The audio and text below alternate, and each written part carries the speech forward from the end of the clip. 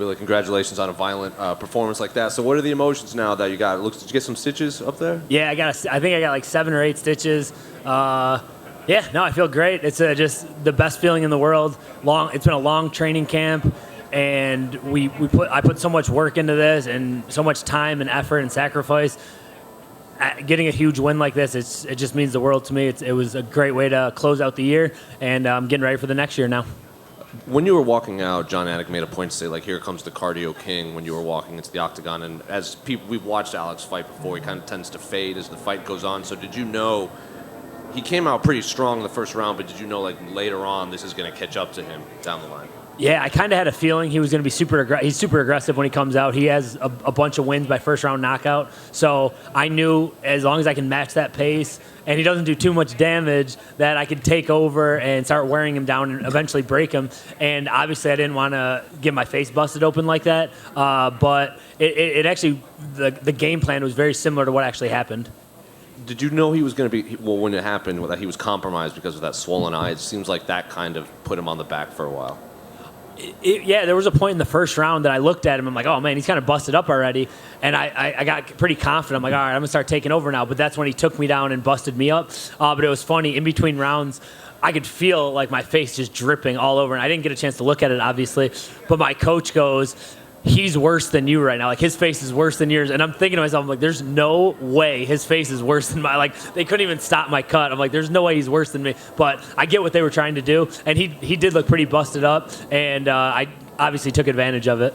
And they showed your corner cam. They were asking, like, when's your son's birthday? And, yeah. And they obviously asked you what's 7 + 5. And you said 11. And there's that because was your brain just scrambled in there?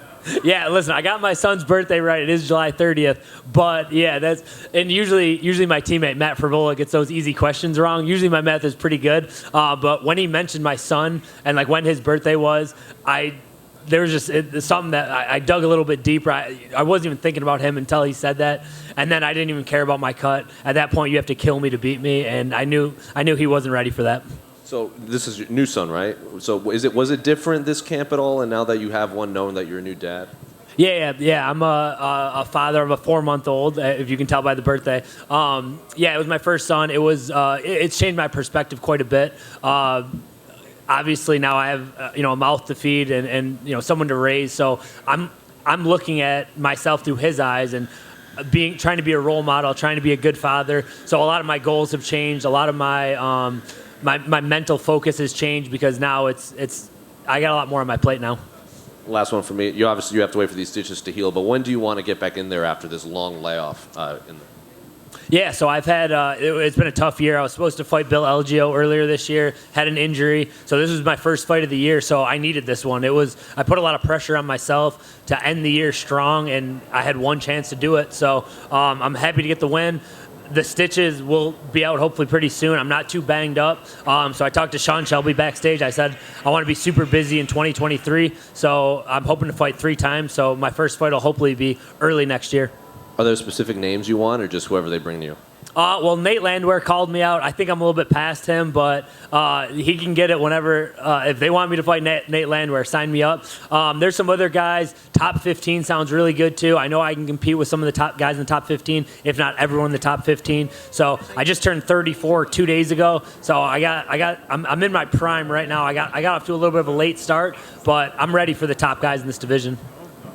Thank you. Hey, Billy. Hey, what's up, Alex? Is it safe to say Daddy Billy Q is a mythical fighter?